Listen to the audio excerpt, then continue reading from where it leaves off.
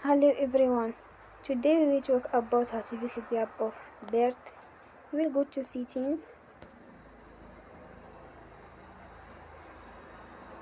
Then we click on apps. After that we search the app birth.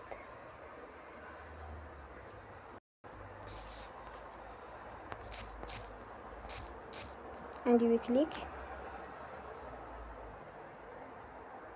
Then you will on for stop. After that you will go to storage. Then we click on clear cache.